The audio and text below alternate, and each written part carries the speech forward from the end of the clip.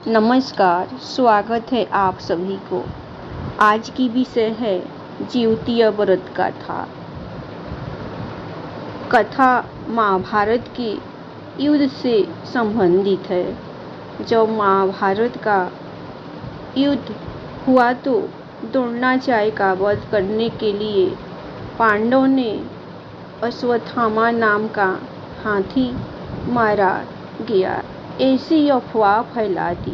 चारों तरफ यह फैली। इस खबर को सुनकर अश्वत्थामा के पिता द्रोणाचार्य ने शोक में अपने अस्त्र डाल दिए। तब द्रौपदी के भाई धृष्टद्युम्न ने उनका वध कर दिया। इसके कारण प्रतिशोध के लिए अश्वत्थामा ने रात्रि के अंधेरे में पांडव समझकर उनके 5 पुत्रों की हत्या कर दी। इसके कारण पांडवों को अत्यधिक क्रोध आ गया। तो भगवान श्री कृष्ण ने अश्वत्थामा से उसकी मणि छीन ली, जिसके बाद अश्वत्थामा पांडवों से क्रोधित हो गया और उत्तरा के गर्भ में पल रहे बच्चे को भी जान से मारने के लिए उसने ब्रह्मास्त्र का प्रयोग किया। भगवान श्री कृष्ण इस बात से भली भांति परिचित थे कि ब्रह्मास्त्र को रोक पाना असंभव है। अतः भगवान श्री कृष्ण ने अपने सभी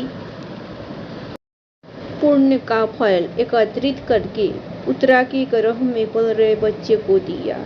इसके फलस्वरूप गर्भ में पल रहा शिशु पुनः जीवित हो गया, जो बड़ा होकर राजा परीक्षित बना। उत्तरा के बच्चे के दोबारा जीवित हो जाने के कारण ही इस व्रत का नाम जीवित पुत्रिका व्रत पड़ा। तब से ही संतान की लंबी उम्र और स्वास्थ्य की कामना के लिए जीवित पुत्रिका व्रत किया जाता है। नर्मदा नदी के पास एक नगर था, कंचनवटी। उस नगर के राजा का नाम मलयकेतु था। नर्मदा नदी के पश्चिम में बलोहाटा नाम की मरुभूमि थी, जिसमें एक विशाल पाकड़ के पेड़ पर एक चील रहती थी। उसे पेड़ के नीचे एक सियारिन भी रहती थी।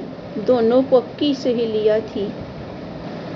दोनों ने कुछ महिलाओं को देखकर ज्योतिया व्रत करने का संकल्प लिया और दोनों भगवान श्री जीववाहन की पूजा और व्रत करने का प्रण ले लिया।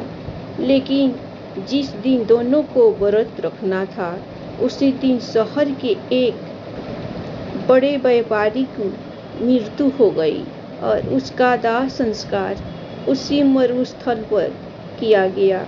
सियारिन को अब भूख लगने लगी थी।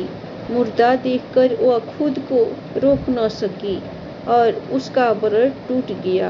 पर चील ने संयम रखा और नियम व सदा से अगले दिन व्रत का पालन किया। फिर अगले जन्म में दोनों सहेलियों ने ब्राह्मण परिवार में पुत्री के रूप में जन्म लिया। उनके पिता का नाम भास्कर था। चील बड़ी बहन बनी और उसका नाम शीलवती रखा गया। शीलवती की शादी बुद्धिसेन के साथ हुई। सियारन छोटी बहन के रूप में जन्मी और उसका नाम कपूरावती रखा गया। उसकी शादी उस नगर के राजा मलयकेतु से हुई। अब कपूरावती कंचनवटी नगर की रानी बन गई। भगवान जीववाहन के आशीर्वाद से शीलवती के 7 बेटे हुए, पर कपूरावती के सभी बच्चे का जन्म लेते ही मर जाते थे। कुछ समय बाद शीलवती के 7 पुत्र बड़े हो गए।